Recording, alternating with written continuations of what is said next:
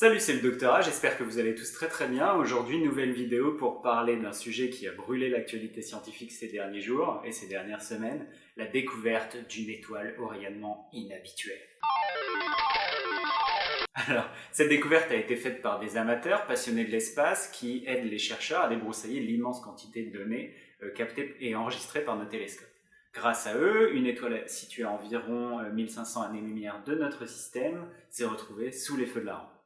Ok, mais qu'est-ce qu'elle a que les autres n'ont pas, cette étoile? Eh bien, figurez-vous que la lumière qu'on capte de cette étoile subit des baisses de luminosité irrégulières. Waouh!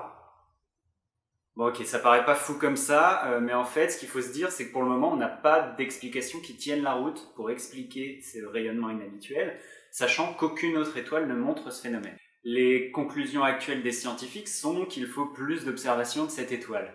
Ouais, je sais, c'est un peu pourri. Et alors, pourquoi je vous en parle aujourd'hui? Qu'est-ce qu'il y a d'intéressant là-dedans? Eh bien, c'est les dernières hypothèses qui restent. En effet, l'une d'elles, et qui fait le buzz de l'actualité scientifique et de l'actualité plus générale, serait la présence d'une vie extraterrestre. Ouais, mais pas n'importe quelle vie extraterrestre, non? Une vie suffisamment avancée pour avoir construit d'immenses panneaux solaires autour de leur étoile. Non seulement ça, mais en plus il l'aura fait il y a 1500 ans. Car oui, la lumière qu'on capte d'une étoile située à 1500 années-lumière, qui est une unité de distance, on peut directement le traduire par 1500 années pour venir jusqu'à nous, vu que c'est la lumière qu'on capte.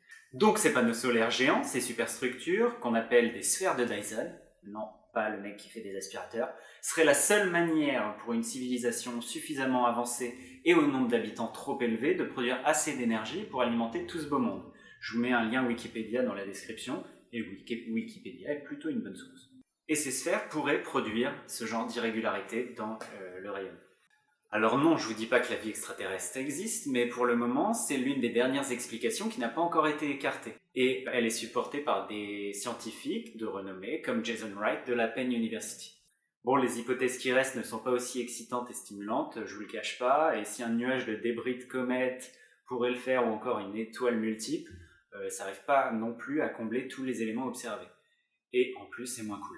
Bon, sur ce, je vous souhaite une super semaine. Si vous avez aimé cette vidéo, n'hésitez pas à mettre un pouce bleu. Si vous avez détesté, mettez un pouce rouge, mais ça me fera mal dans mon petit cœur. Et abonnez-vous pour de nouvelles scientifiques.